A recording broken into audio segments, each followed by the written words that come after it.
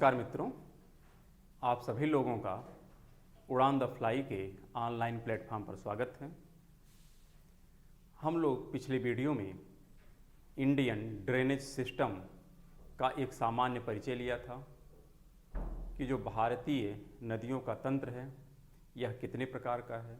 उसमें हमने डिस्कशन किया था कि एक ड्रेनेज सिस्टम हिमालय से संबंधित है और एक प्रायद्वीपीय भारत से है। हिमालय में 3 प्रमुख नदियां थीं, एक गंगा, दूसरी ब्रह्मपुत्र और तीसरी सिंधु नदी थी। और इसी तीनों नदियों में जो सबसे प्रमुख नदी है वह है गंगा नदी। तो आज हमारे डिस्कशन का जो प्रमुख बिंदु है वह गंगा नदी है। गंगा नदी पर हो सकता है कि हमें 2 या 3 वीडियो की आवश्यकता पड़े, क्योंकि टॉपिक काफ़ी लंबा है।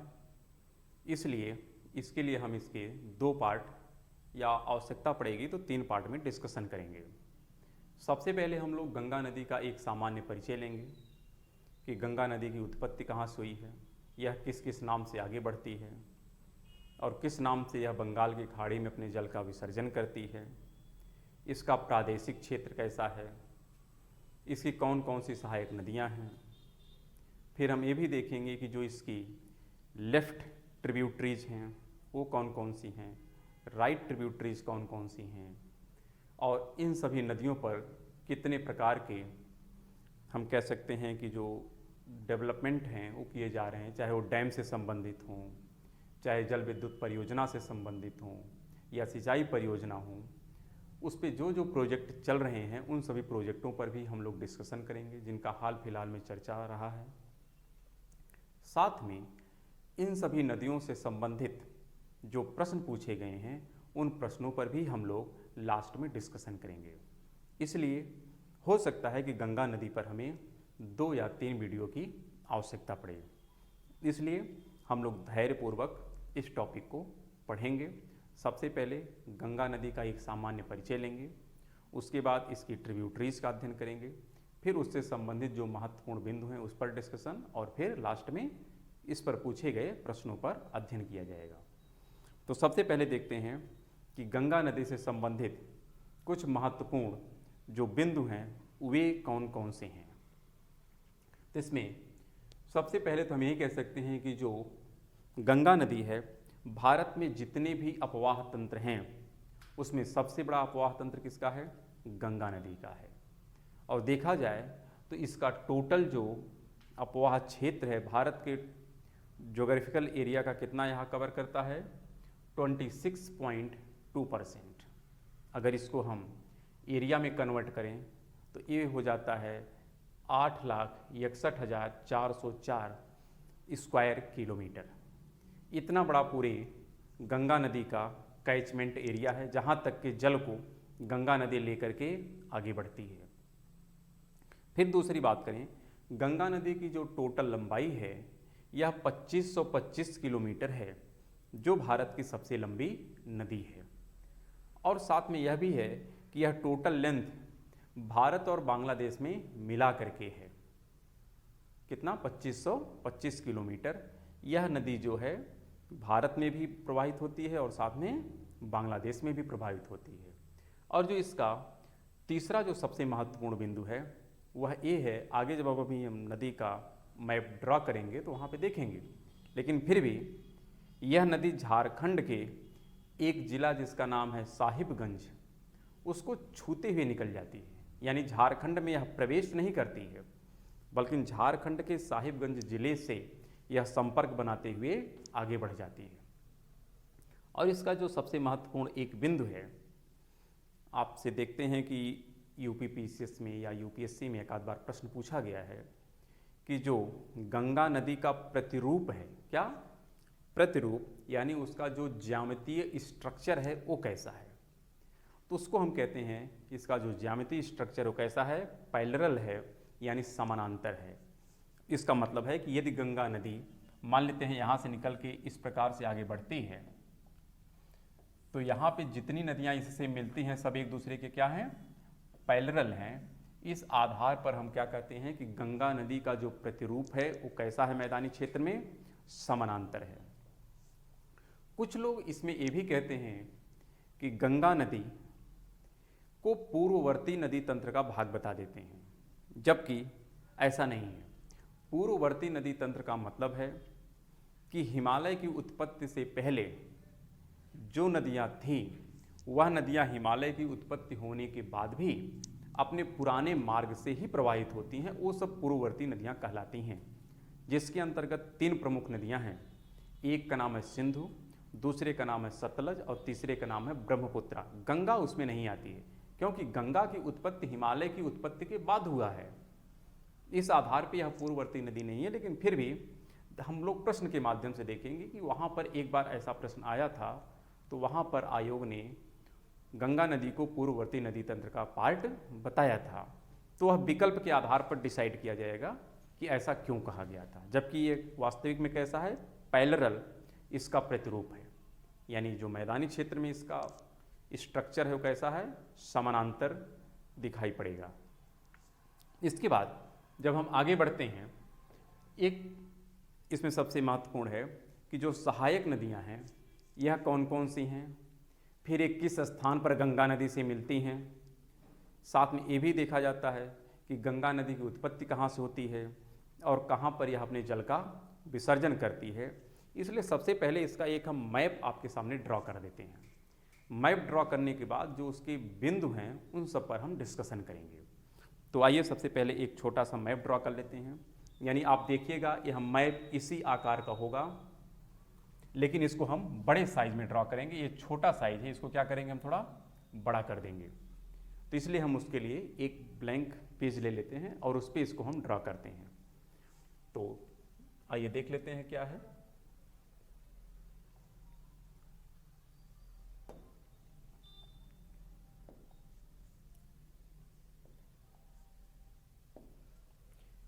हम मान लेते हैं कि जो गंगा नदी है यह निकलती है गोमुख से। कहां से निकलती है, गोमुख से।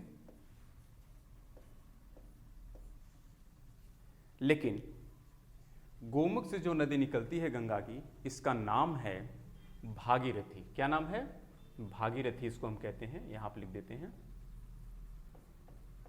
पूरा नाम नहीं लिखेंगे, थोड़ा सा लिख देते हैं क्योंकि स्पेस कम हो जाएगा। और एक नदी और है जिसका नाम है अलकनंदा। क्या नाम है, ये है अलकनंदा। कहाँ से निकलती है इस पर चर्चा हम लोग बाद में करेंगे, अभी नहीं। बाद में हम लोग भागीरथी पर भी अध्ययन करेंगे, अलकनंदा पर भी करेंगे। बस अभी हम सामान्य परिचय ले रहे हैं कि जो गंगा नदी है वास्तविक में यह गंगा नदी के नाम से नहीं इसकी उत्पत्ति होती है। प्रारंभ में 2 नदी है, एक का नाम है अलकनंदा और एक का नाम है भागीरथी। दोनों नदियां निकलती हैं और निकलने के बाद ये जिस स्थान पर मिलती हैं उसका नाम है देवप्रयाग। क्या नाम है, देवप्रयाग। ये देवप्रयाग में मिलती हैं और मिलने के बाद अब जो इनकी संयुक्त धारा होती है इसका नाम दिया जाता है गंगा। क्या नाम दिया जाता है, गंगा। यानी यहां से यह नदी अब गंगा के रूप में आगे बढ़ती है। प्रारंभ में क्या नाम है, भागीरथी और अलकनंदा। फिर भी यदि आपको दोनों में से किसी एक का चयन करना हो कि वास्तविक गंगा की उत्पत्ति हम किसे मानेंगे, तो भागीरथी को आप आधार मानिएगा। यानी गोमुख से निकली है, ना कि अलकनंदा के बद्रीनाथ वाले क्षेत्र से। यहाँ से नहीं करेंगे, बल्कि हम किसको करेंगे, भागीरथी। यह गंगा का मेन शाखा है। अलकनंदा उसकी क्या है, एक प्रकार से ट्रिब्यूटरी, लेकिन ट्रिब्यूटरी नहीं कहेंगे बल्कि 2 नदियाँ मिल करके गंगा का रूप लेती हैं। फिर भी वास्तविक अगर देखा जाए तो भागीरथी मेन मानी जाएगी और अलकनंदा उसका एक पार्ट मानी जाती है। दोनों कहाँ मिलती हैं, देवप्रयाग में। और देवप्रयाग कहाँ है, उत्तराखंड में। यहाँ नदी मिलती है और संयुक्त रूप से अब गंगा के नाम से आगे बढ़ती है। और यह हरिद्वार के पास से, कहाँ से, हरिद्वार से यह नदी मैदानी क्षेत्र में प्रवेश कर जाती है। इसके पहले का जो क्षेत्र है एक कैसा है, यह पहाड़ी क्षेत्र है, लेकिन हरिद्वार से यह नदी क्या होती है, मैदानी क्षेत्र में प्रवेश कर जाती है। मैदानी क्षेत्र में प्रवेश ही करती है कि एक नदी आकर के ऊपर से मिल जाती है जिसका नाम है रामगंगा। क्या नाम है, रामगंगा। ये कहाँ से निकलती है इसकी चर्चा हम लोग बाद में करेंगे। कि रामगंगा कहाँ से निकलती है, अलकनंदा कहाँ से निकलती है, भागीरथी कहाँ से निकलती है, सब पे चर्चा की जाएगी। बस अभी हम सामान्य इंट्रोडक्शन ले रहे हैं कि गंगा नदी अलकनंदा और भागीरथी का एक संयुक्त रूप है जो देवप्रयाग से शुरू होती है, यह आगे बढ़ती है और हरिद्वार के पश्चात यह मैदानी क्षेत्र में प्रवेश कर जाती है। प्रवेश करने के उपरांत जो सबसे पहली इसकी सहायक नदी मिलती है उसका नाम है रामगंगा, और ये कहाँ आकर के मिलती है, यूपी के कन्नौज में आके मिलती है। कहाँ मिलती है, यह कन्नौज का क्षेत्र है। किसका क्षेत्र है, कन्नौज। यहाँ पर आकर के यह गंगा नदी में मिल जाती है, और कन्नौज कहाँ है, यूपी में है। इसके बाद जो तीसरी नदी आती है वह नीचे से आती है, यानी उसके राइट से आती है, जिसका नाम है क्या, यमुना। तो यमुना नदी आती है। यमुना नदी की उत्पत्ति कहाँ से होती है, या यमुना नदी की कौन कौन सी सहायक नदियाँ हैं, उसको अलग से पढ़ेंगे। इसलिए हमने क्या कहा, गंगा नदी एक बहुत बड़ा टॉपिक है यूपीएससी के दृष्टिकोण से, साथ में जो यूपी पीसीएस का एग्ज़ाम होता है उसके लिए, इसलिए इस पर विशेष ध्यान दिया जाए। अलकनंदा भागीरथी मिलकर के कौन सा नाम है, गंगा। कहाँ से, देवप्रयाग से। नदी आगे बढ़ती है, रामगंगा नदी पहले आकर के मिल जाती है, लेकिन किधर से, लेफ्ट से मिलती है। लेफ्ट और राइट में आप कंफ्यूज न करिएगा, क्योंकि जिस डायरेक्शन में नदी बहती है उस डायरेक्शन में आप चेहरा करके खड़े हो जाइए। यानी नदी का प्रवाह इधर है तो आप इस डायरेक्शन में जब चेहरे करके खड़े हो जाएंगे तो आपका देखिए हाथ किधर है, ये लेफ्ट है और ये राइट है। तो ऊपर की जितनी नदियाँ हैं ये लेफ्ट की हैं। कैसी हैं, लेफ्ट हैं। और नीचे की जो नदियाँ हैं कैसी हैं, राइट। यानी गंगा की दो ट्रिब्यूटरीज रहेंगी, एक लेफ्ट की रहेगी और एक किसकी रहेगी, राइट की। तो हम लोग गंगा का सामान्य परिचय लेने के बाद पहले लेफ्ट की जितनी ट्रिब्यूटरीज हैं उसका अध्ययन करेंगे, फिर राइट की जितनी ट्रिब्यूटरीज हैं उसका अध्ययन करेंगे, यानी जो सहायक नदियां हैं। यह नदी आगे बढ़ती है, सबसे पहले कौन आके मिलती है, रामगंगा। फिर कौन आके मिलती है, यमुना। थोड़ा आगे ही बढ़ती है। अच्छा, यमुना कहाँ मिलती है, यह आपके प्रयागराज में मिलती है। कहाँ मिलती है, प्रयागराज में, यानी इसी का नाम है इलाहाबाद। तो प्रयागराज में आके मिलती है। अब ये नदी आगे बढ़ती है कि इसी की जस्ट बगल में एक और नदी आके मिल जाती है जिसका नाम है तमसा। क्या नाम है, तमसा, या इसी को तमसा भी बोलते हैं। क्या बोलते हैं, तमसा नदी है। यह आकर के मिलती है। कहाँ से निकलती है वो बाद का प्रश्न है, बस प्रश्न भी है कि कौन कौन सी इसकी सहायक नदियाँ हैं और कहाँ कहाँ मिलती हैं। यह नदी आकर के जब मिलती है तो यह नदी सिरसा के पास मिलती है। कहाँ मिलती है, सिरसा। एक इलाहाबाद से जब आप पूरब की तरफ बढ़ेंगे तो एक सिरसा स्थान है, वहाँ पे मिलती है। तो यह सिरसा के पास मिलती है और नदी आगे बढ़ती है। और जब आगे बढ़ती है तो एक सहायक नदी और आती है ऊपर से, उसका नाम है गोमती। क्या नाम है, यह है गोमती। और यह गोमती नदी जहाँ से निकलती है वह है फुल्लर झील, यूपी का ही पार्ट है। इस पर स्पेशल जब हम पढ़ेंगे तो बात करेंगे। लेकिन यह जहाँ पर मिलती है गंगा नदी में, इसका नाम है गाजीपुर। क्या नाम है, यह गाजीपुर के समीप, गाजीपुर भी कहाँ पर है, यूपी में है। यहाँ पर आकर के यह गंगा नदी में मिल जाती है। और आगे नदी आगे बढ़ती है, तो जब आगे बढ़ती है तो एक और ट्रिब्यूटरी जाके मिलती है जिसका नाम है घाघरा। और ये घाघरा नदी गंगा में जहाँ मिलती है उस स्थान का नाम है छपरा। क्या नाम है, छपरा। यह बिहार का पहला डिस्ट्रिक्ट है जहाँ पर यह नदी मिलती है, उसका क्या नाम है, छपरा। नदी आगे बढ़ती है और आगे बढ़ने के बीच में और भी छोटी छोटी नदियाँ हैं, उस पर हम लोग डिस्कशन कर लेंगे।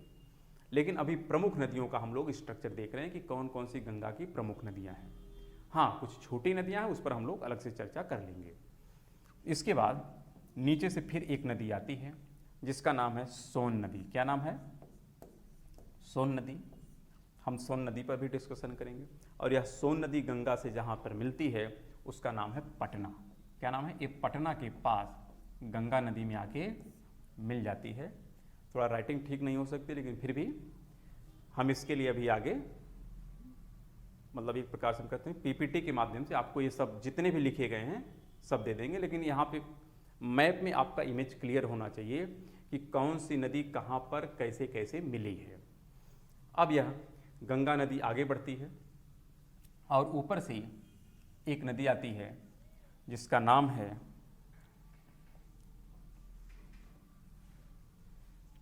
उसको हम कहते हैं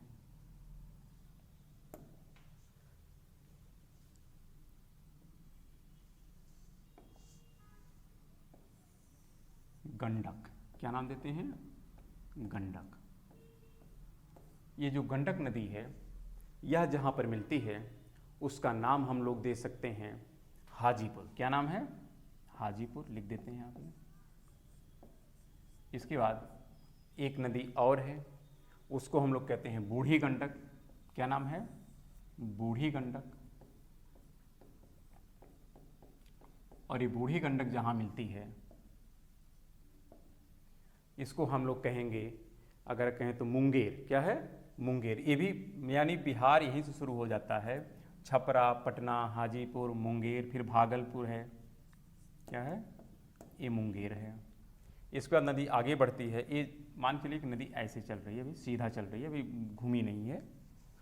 अगर घूमती है तो ठीक है, इसको घुमा देते हैं यहाँ से हम।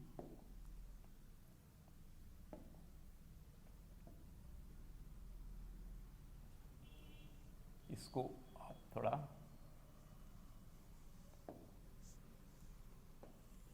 सीधा कर लेंगे तो ठीक रहेगा, इस तरह से, क्योंकि अभी घुमाना ठीक नहीं है। तो यहाँ पर ये है मुंगेर, यहाँ पर आके मिल जाती है। कौन सी है? बूढ़ी गंडक।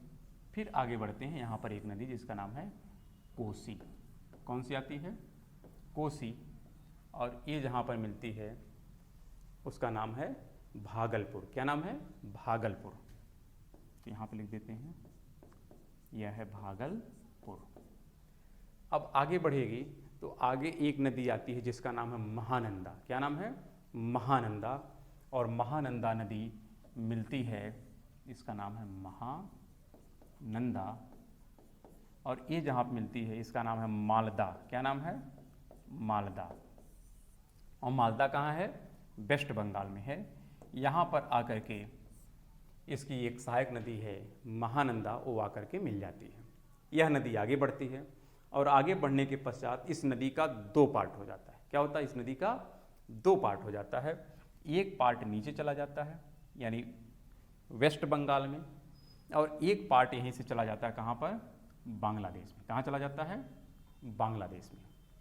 तो जो बांग्लादेश में हिस्सा चला जाता है गंगा का, उसका नाम हो जाता है पद्मा। क्या नाम हो जाता है? पद्मा। यानी यहीं से इस गंगा नदी का दो पार्ट हो जाता है, और जहाँ से अलग होता है उसका नाम है फरक्का बैराज। क्या नाम है? फरक्का बैराज। तो यहाँ पे लिख देते हैं, यानी इसी बैराज से नदी का दो पार्ट हो जाता है। ये जो बैराज है इसका नाम क्या है? फरक्का बैराज। यहाँ से इसका दो पार्ट होता है। एक जो वेस्ट बंगाल में गुजरता है उसका नाम होता है हुगली। क्या नाम है? हुगली। और जो बांग्लादेश में प्रवेश कर जाती है उसका नाम है पद्मा। क्या नाम है? पद्मा। यानी अगर हम बात करें तो गंगा प्रारंभिक अवस्था में भागीरथी के नाम से जानी जाती थी, लेकिन देवप्रयाग के पश्चात इसका नाम गंगा पड़ा, और मालदा के पश्चात यानी फरक्का बैराज के पश्चात इसकी दो शाखा हो जाती है। एक का नाम हुगली हो जाता है और एक का नाम पद्मा हो जाता है। यह गंगा नदी बांग्लादेश में पद्मा के नाम से आगे बढ़ती है। ग्वालंदों के समीप इसी पे आके ब्रह्मपुत्रा नदी मिल जाती है और नदी आगे बढ़ती है। जब एक मेघना नदी आकर के इसी गंगा में मिल जाती है, आगे बढ़ने के बाद ये भी चूंकि बंगाल की खाड़ी में ही आएगी, तो इसमें जब मेघना नदी आके मिल जाती है तो इसी का नाम क्या हो जाता है? मेघना। क्या नाम हो जाता है? मेघना। तो यानी यह गंगा नदी शुरू में भागीरथी, फिर गंगा, उसके बाद पद्मा और मेघना के नाम से बंगाल की खाड़ी में अपने जल का विसर्जन करती है। या हम यूँ कह सकते हैं भागीरथी, गंगा और हुगली, हुगली भी जाकर के बंगाल की खाड़ी में अपने जल का विसर्जन करती है। लेकिन इसकी प्रमुख शाखा कौन सी है? यानी भागीरथी, गंगा, पद्मा और मेघना। और इसी हुगली तथा मेघना के द्वारा जो डेल्टा बनाया जाता है उसी डेल्टा का नाम, यानी यहाँ पर क्या बनता है, एक डेल्टा बनता है। इसी डेल्टा को हम लोग क्या कहते हैं, सुंदरबन डेल्टा कहते हैं। तो शायद यहाँ तक बातें आपको स्पष्ट हो गई होंगी कि गंगा नदी की उत्पत्ति दो नदियों के मिलन से हुआ है। एक का नाम है अलकनंदा और एक का नाम है भागीरथी। देवप्रयाग के पश्चात जब ये नदियाँ आपस में मिल जाती हैं तो उसे हम गंगा का नाम देते हैं। आगे बढ़ती है तो सबसे पहले इसमें रामगंगा नदी आकर के मिलती है, कहाँ पर, कन्नौज के पास। फिर इसकी जो राइट की तरफ से आने वाली सहायक नदी है यमुना, वह आकर के मिलती है कहाँ पर, प्रयागराज में। नदी आगे बढ़ती है, गोमती नदी आकर के मिलती है गाजीपुर के समीप गंगा में। फिर घाघरा नदी आकर के मिलती है छपरा के पास गंगा में। उसी के पश्चात सोन नदी जो अमरकंटक वाले क्षेत्र से निकलती है वह आकर के गंगा में मिलती है पटना के समीप। आगे बढ़ते हैं तो गंडक नदी आती है। गंडक नदी आपकी हाजीपुर के समीप मिलती है। फिर आपकी बूढ़ी गंडक है वह मुंगेर के पास मिलती है। और जो कोसी है वह भागलपुर, और जो महानंदा है वो कहाँ मिलती है, मालदा गैप के पास। नदी आगे बढ़ती है और फरक्का बैराज के पश्चात यह नदी दो भागों में विभक्त हो जाती है।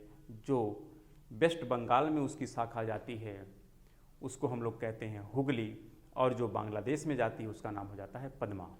लेकिन जब इसी नदी में मेघना नदी आकर के मिल जाती है तो इस नदी का नाम मेघना हो जाता है, और मेघना के नाम से ही गंगा नदी बंगाल की खाड़ी में अपने जल का विसर्जन करती है। तो इतना सारा पार्ट हम लोगों ने देखा कि कौन कौन सी गंगा की सहायक नदियां हैं और किस किस स्थान पर वह गंगा नदी में आकर के मिलती हैं, और गंगा नदी का प्रारंभ से लेकर के अंत तक क्या क्या नाम है। तो अगर आपसे पूछा जाए कि गंगा नदी किस नाम से बंगाल की खाड़ी में अपने जल का विसर्जन करती है, तो मेघना के नाम से। बांग्लादेश में से किस नाम से जानते हैं, पद्मा के नाम से, जबकि मेघना भी बांग्लादेश में ही है। फिर भी ज़्यादा जो क्षेत्र है वह पद्मा के नाम से नदी आगे बढ़ती है, इसलिए बांग्लादेश में गंगा नदी को किस नाम से जानते हैं, पद्मा के नाम से जानते हैं। यह पॉइंट आपके लिए काफ़ी महत्वपूर्ण है। और किस नाम से बंगाल की खाड़ी में अपने जल का विसर्जन करती है, मेघना के नाम से।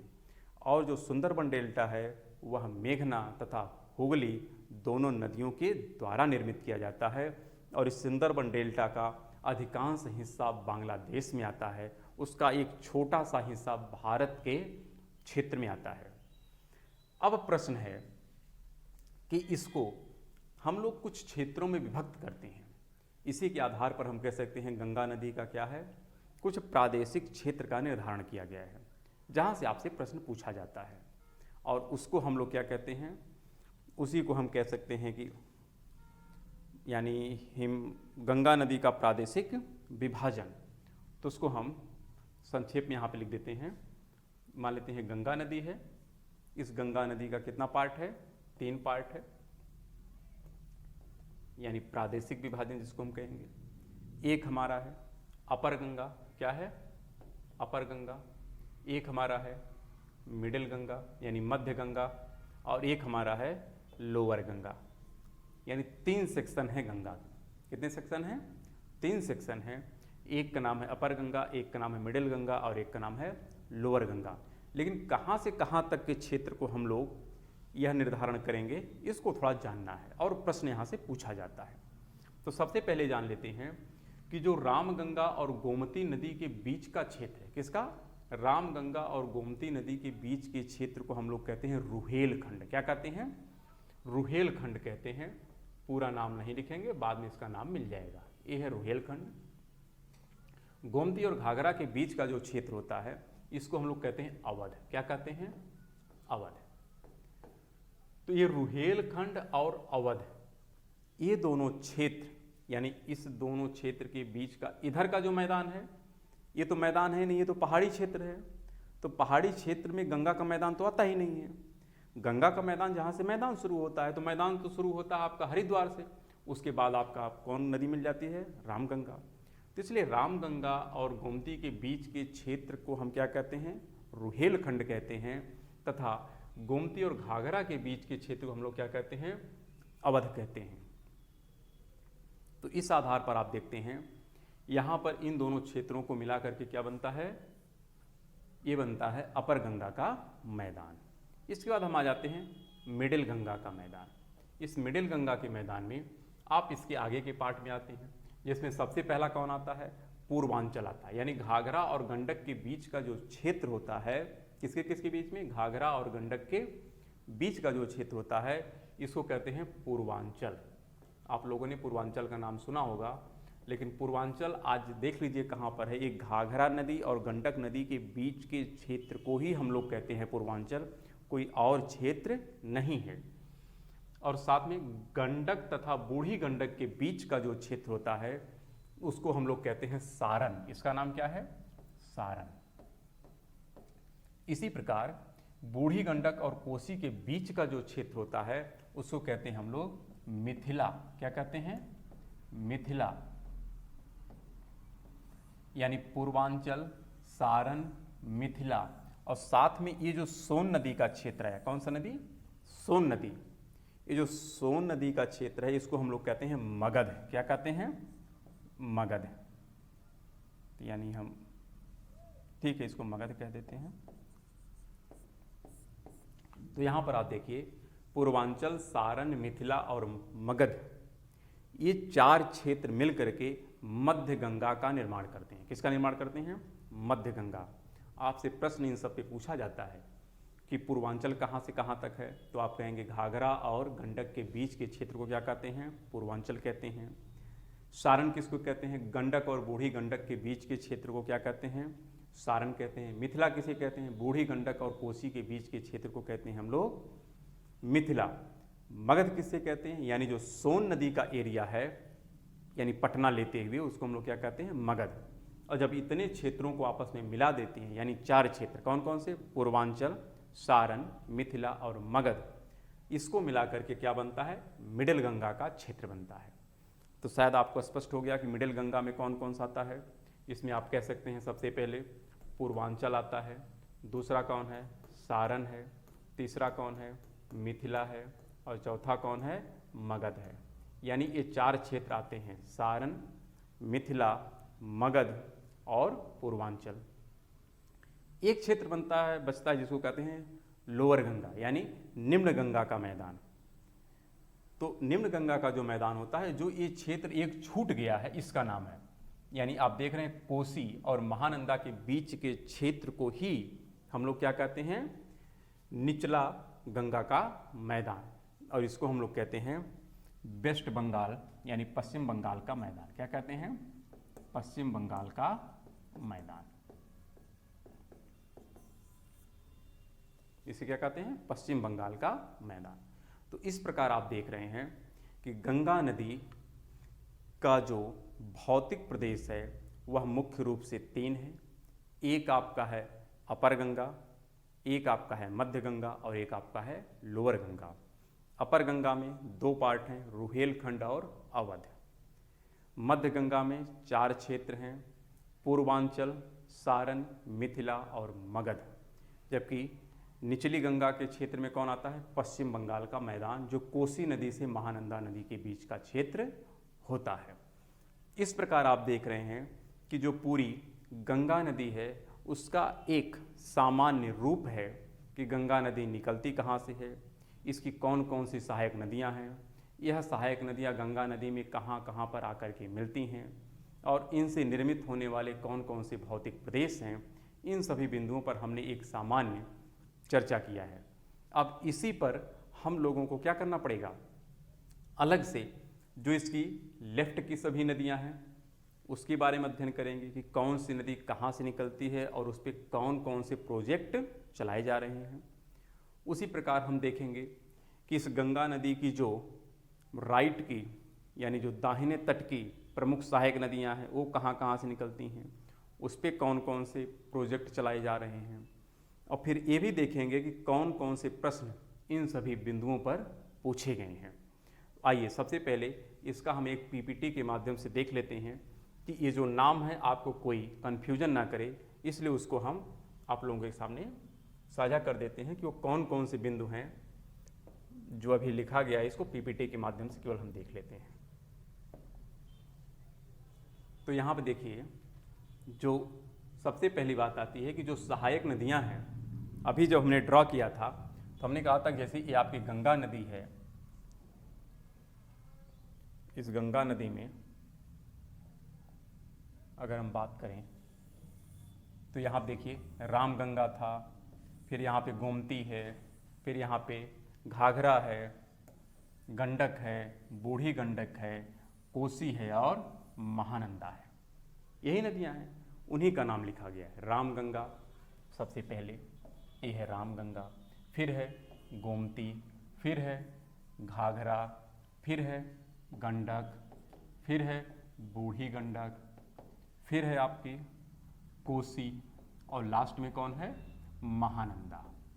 तो ये सब नदियां हैं जो गंगा की सहायक हैं, लेकिन किधर से हैं, आपकी लेफ्ट साइड से हैं, यानी बाएं तट की गंगा की प्रमुख सहायक नदियां, जिनका नाम यहाँ पे लिख दिया गया है। आप इन्हें चाहें तो आराम से नोट डाउन कर सकते हैं। अगर आपको मान लेते हैं जो हमने इमेज बनाया था उसमें स्पष्टता ना आई हो नाम में, तो नाम आप यहाँ से लिख सकते हैं, बाकी इमेज ऐसे ही बनेगा। अब इसी में जब हम आगे बढ़ते हैं तो इसकी जो दूसरी सहायक नदियाँ हैं, यानी जिसको हम कहते हैं राइट की, तो राइट साइड की जो सहायक नदियाँ हैं उसमें सबसे पहले हमने कहा था कौन कौन सी हैं, जैसे यमुना है।